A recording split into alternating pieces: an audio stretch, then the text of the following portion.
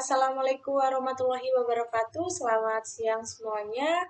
Kami dari kelompok 9 di sini akan menjelaskan mengenai materi pemahaman hadis tekstual dan kontekstual pada mata kuliah studi Al-Hadis yang diampu oleh Bapak Ahmad Aziz Abidin MAG.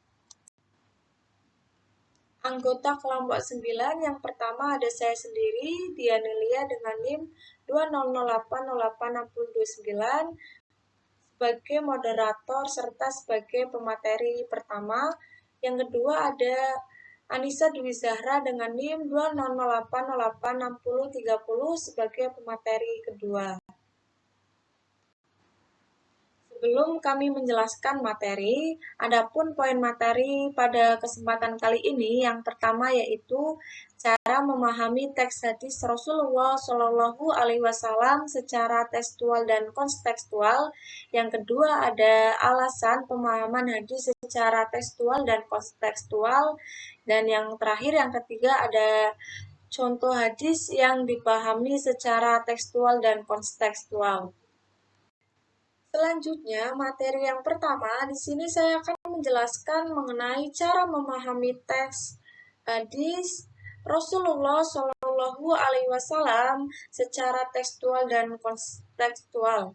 Secara garis besar, ada dua tipologi pemahaman ulama atas hadis. Yang pertama yaitu pemahaman atas hadis Nabi tanpa memperdulikan proses sejarah yang melahirkannya. Tipologi ini biasa disebut dengan tekstualis. Yang kedua ada pemahaman hadis secara kritis dengan mempertimbangkan asal-usul atau asbab al-wurud hadis dan konteks yang mengitarinya. Pemahaman hadis ini biasa disebut dengan kontekstualis. Yang pertama, ada pemahaman secara tekstual, yaitu pemahaman terhadap matan hadis berdasarkan teksnya semata, sehingga langsung dapat dipahami oleh pembaca.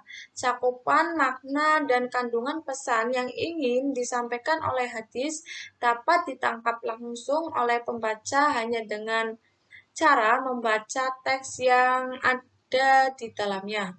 Pemahaman atas hadis dengan pendekatan tekstual, hukum yang dihasilkan adalah hukum nasik dan maksu. Artinya teks yang terdahulu tidak lagi berlaku dan akan digantikan dengan teks yang datang kemudian. Pemahaman yang kedua ada pemahaman secara kontekstual, yaitu pemahaman terhadap matan hadis dengan memperhatikan asbab al-wurud yang dihubungkan dengan konteks kekinian.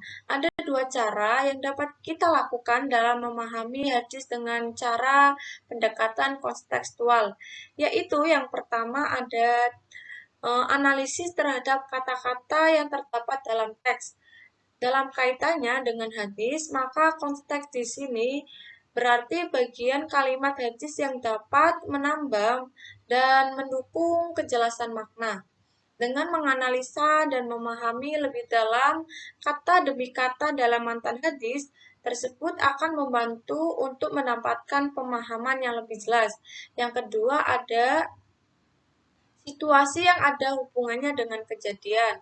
Dalam istilah hadis, situasi yang melatar belakangi munculnya suatu hadis biasa disebut dengan asbab al-wurud al-hadis yang disebut juga dengan konteks. Dengan demikian, memahami hadis Rasul yang muncul lebih kurang dari 14 abad yang silam tidak bisa langsung dicukupkan hanya dengan memahami teks atau gramatika bahasanya saja, melainkan harus terlebih dahulu disertai dengan kajian tentang keterkaitannya dengan situasi yang melatar belakangi munculnya hadis tersebut atau asbab al-wurud secara khusus atau dengan memperhatikan konteksnya secara umum. Alasan pemahaman hadis secara tekstual dan kontekstual. Yang pertama ada alasan pemahaman hadis secara tekstual. Sebuah hadis dipahami secara tekstual karena pada dasarnya secara jelas dan gamblang teks atau redaksinya sudah menginformasikan pesan atau informasi yang dimaksud oleh Nabi Muhammad SAW secara gamblang dan secara jelas. Kemudian alasan pemahaman hadis secara kontekstual. Hadis-hadis yang menuntut untuk dipahami secara kontekstual dikarenakan hadis tersebut tidak dapat dipahami dan diamalkan dengan baik jika hanya dipahami secara tekstual saja. Oleh karena itu, membutuhkan banyak informasi pendukung lain dari luar redaksi hadis tersebut untuk memahami dan kemudian dapat diamalkan secara baik dan secara tepat. Baik, terima kasih untuk Mbak Dian Nilia yang telah menjelaskan materi sebelumnya. Di sini saya Nisa Dwi Zahra, NIM 2886030 akan melanjutkan penjelasan dari Mbak Dian Nilia, yaitu contoh hadis yang dipahami secara tekstual dan kontekstual. Yang pertama terdapat hadis perang siasat yang memiliki arti Abu Bakar bin Asrom telah menceritakan kepada kami, Abdullah telah mengkabarkan kepada kami, Ma'mar telah mengkabarkan kepada kami dari Hammam bin Munabbih dari Abu Hurairah radhiyallahu anhu Rasulullah sallallahu alaihi wasallam berkata, perang itu adalah siasat. Pemahaman terhadap petunjuk hadis ini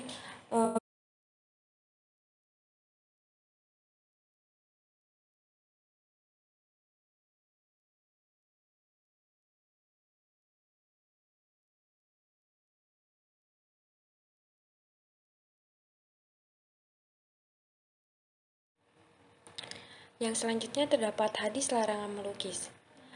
Pada hadis ini memiliki arti sesungguhnya orang-orang yang menerima siksaan yang paling dahsyat di hadirat Allah pada hari kiamat kelak adalah pelukis. Hadis riwayat Al-Bukhari dan Muslim. Jadi secara tekstual hadis tersebut memberikan pengertian mengenai larangan menulis makhluk bernyawa, sebagaimana juga diriwayatkan dalam hadis yang lain bahwa para pelukis pada hari kiamat kelak dituntut untuk memberikan nyawa kepada apa yang dilukisnya di dunia. Malaikat juga tidak akan masuk di rumah yang di dalamnya ada lukisannya. Sebab larangan melukis dan memajang lukisan tersebut tentu tidak lepas dari setting, historis, dan sosiologis. Lalu yang selanjutnya terdapat hadis berwudu dengan air laut. Dalam hadis ini memiliki arti mandilah dan berwudulah kalian dengan air laut tersebut, sebab air laut itu suci dan bangkainya pun juga halal. Hadis riwayat Imam Ahmad, Al-Hakim, dan Al-Baihaqi. Pada hadis ini yaitu bahwa di saat Nabi Muhammad SAW sedang pergi, tiba-tiba datanglah seorang nelayan yang bertanya kepadanya.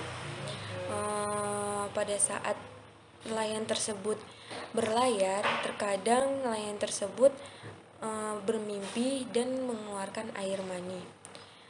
Maka bagaimana jika dia bermandi dan wudhu dengan air laut? Apakah boleh? Maka dari itu Nabi kemudian bersabda sebagaimana dikutip di atas. Jadi setelah dihubungkan dengan segi-segi yang berkaitan dengan asbabul wurudnya, hadis tersebut ternyata tetap menuntut pemahaman sesuai dengan apa yang tertulis dan tekstual.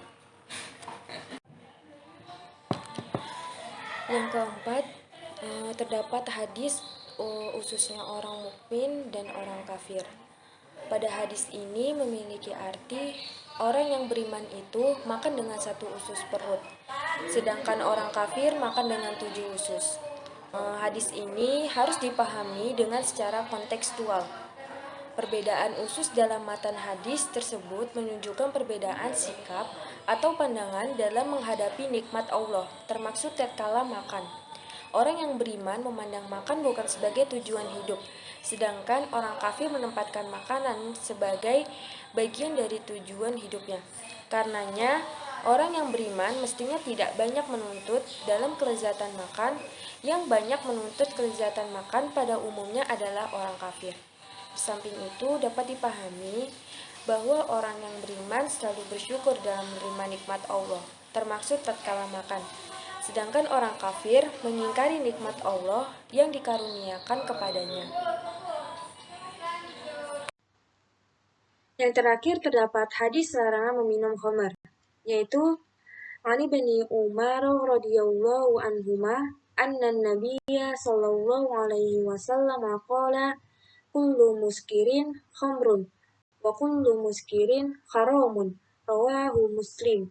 Artinya dari Ibnu Umar radhiyallahu an bahwasannya Nabi Shallallahu alaihi wasallam bersabda, setiap hal yang memabukkan itu khamar dan setiap yang memabukkan itu haram.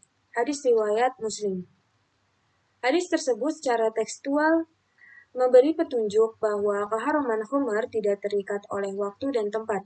Dalam hubungannya dengan kebijaksanaan dakwah, dispensasi kepada orang-orang tertentu yang diperbolehkan untuk sementara waktu meminum khamar.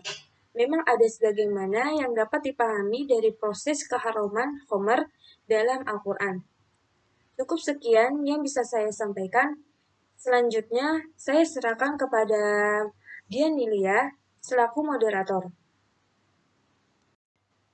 Baik, saya akan membacakan kesimpulan presentasi pada kesempatan kali ini. Yang pertama yaitu pemahaman hadis secara tekstual merupakan kategori yang paling sederhana. Hadis secara tekstual merupakan pemahaman atas hadis Nabi tanpa memperdulikan proses sejarah yang melahirkannya. Sedangkan pemahaman hadis secara kontekstual yaitu pemahaman terhadap matan hadis dengan memperhatikan asbab al-wurud yang dihubungkan dengan konteks kekinian.